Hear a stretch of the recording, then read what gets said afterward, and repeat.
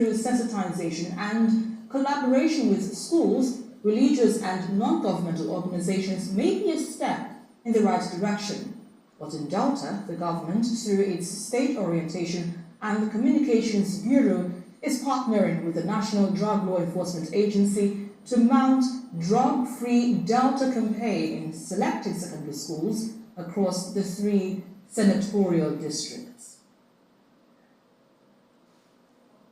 And for more on this, we're joined now in the studio by the Director General of the Delta State Orientation Communications Bureau, Fred Latimore. Good to have you on the news. Hey! Celebrating the Maiden Sims and TCL's anniversary from January 20. Started when you remember in July last year.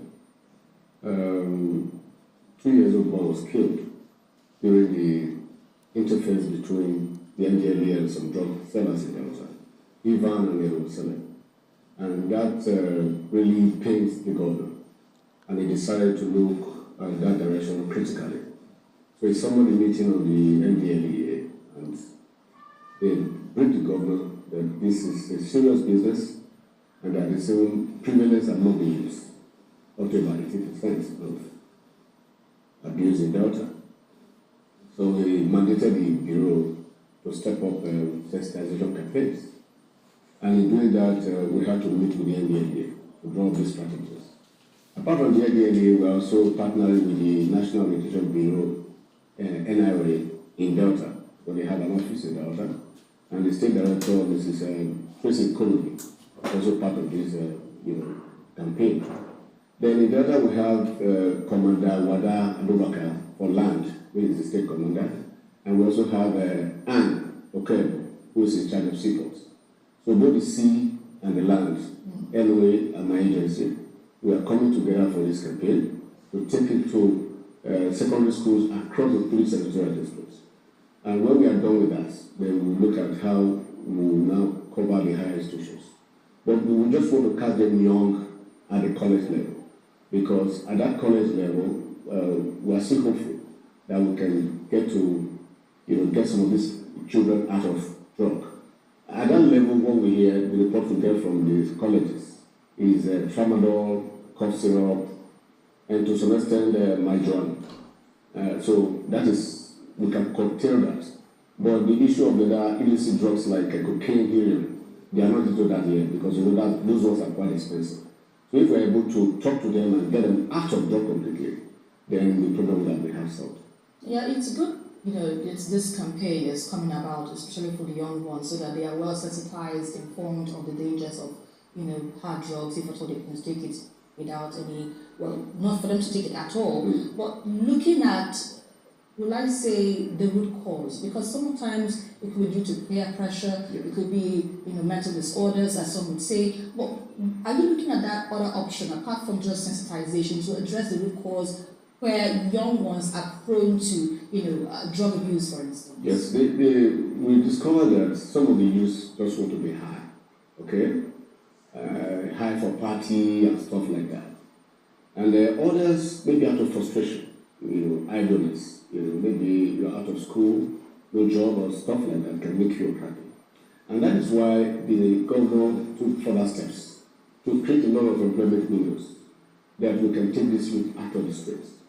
We have the Bureau for Job and Work Creation that has taken over 250 young people from the streets. What we do is that we train them and then give them starter packs and then they will monitor and mentor their businesses for them. Then there are other group of persons during the COVID period and economic hardship and the rest, out of frustration too, some people went into drugs. So what the government has also done is to inject money into helping small-scale businesses. And that we do that through the CARE program, through the Ministry of Women Affairs, and also through the Bureau for Work and Job Creation. And also, we discovered that this Yahoo business thing that is now very common with the youth is also another problem, because we discovered that root of all crime is rooted to drugs, armed robberies, kidnapping, rape. All of these are influenced by hard drugs. And that is why we want to take it to the colleges, so that we can get the youths out of this. Then you know also that, these Yahoo boys, they now came up with this funny idea that education is scam. And that, you spend so many years going to school, now you are out, no job and all of that. So they try to recruit these young ones into drugs and then maybe sell this idea of Yahoo to them. So the NDLEA is cracking on that. There's some red spots along Opan Road in Nasaba where that incident of Ivan and Rusela happened. That place has been cleaned up now. What the government has also done is that recently he acquired about 40 trucks, Hilux trucks for security agencies to be able to patrol the state capital and also in the local government level. At that point, Hilux vans were also given to NDLEA, okay, to enable them, monitor and track some of these operations. Now, what we have discovered is that the consumers are just mainly, they are victims, okay? The real people the NDLEA are really after are the drug sellers and the traffickers. While we prosecute the drug sellers and the traffickers, we concentrate on rehabilitating the users, especially the young ones. So the government has also invested in that aspect. We are about completing the rehabilitation center in Kwale. That one is quite massive. While we are rehabilitating, we also introduce these skill acquisition programs, into that rehabilitation process. So as you are being rehabilitated, the government is giving you skills, and after you acquire those skills, then you can now start a new life by opening a fresh business for you. Right. Yes. We also have another rehabilitation center in Ambo. That one is also powered by the Umata Foundation of the Wives of the Governor. She's very much interested in this issue too, because a lot of young ladies who are into this drug stuff. So the wife of the governor has also invested in that aspect. She's taking part of the Agbo Center, and she's also doing something great there. Absolutely. You've said a lot, and you said so much that the government is doing in terms of sensitizing the young ones. But then again, when we begin to ask, what is the sustainability plan? Because it is one thing to say, this is the plan, this is what we want to do, but how are you doing it? What are the sustainability plan, to ensure that this is not just a one-off thing, but it is handled and it's also passed on to the next agency or the next government or administrations, as it were? What is the plan for We have a full-case plan. When you are engaged and you are happy, you really don't think about crime. So this job creation and empowering our youth is going to be a continuous program. Secondly, we also have WADA clubs in colleges now that work against drug abuse, and we are doing that with the NDLEA. Like this campaign we are doing, in every college where we do this sensitization campaign, we have discussed with the school principals to establish the WADA club. The WADA club will come with a lot of packages, quiz competition, essay writing, and all of that. And we award, the state government will award prizes, and then we keep talking to the students.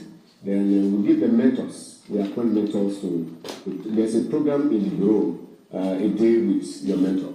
We bring personalities who have made it, and they come to explain to you that they got to where they are because they didn't do certain things. And one of the things they didn't do is drugs. So the sustainability plan is to continue to empower our youth. Then the message will continue. The WADA club will be there. And we also have jingles running on radio and TV stations in the state. Telling people about the effects, the negative effects of our drug. Right, and that's what we have to do. Thank you so much, Director General, Delta State Orientation and Communications Bureau. We appreciate your insights on the news at this time. Thank you for having me. Yes, I want to TVC News at 4. We have more stories coming up after this break.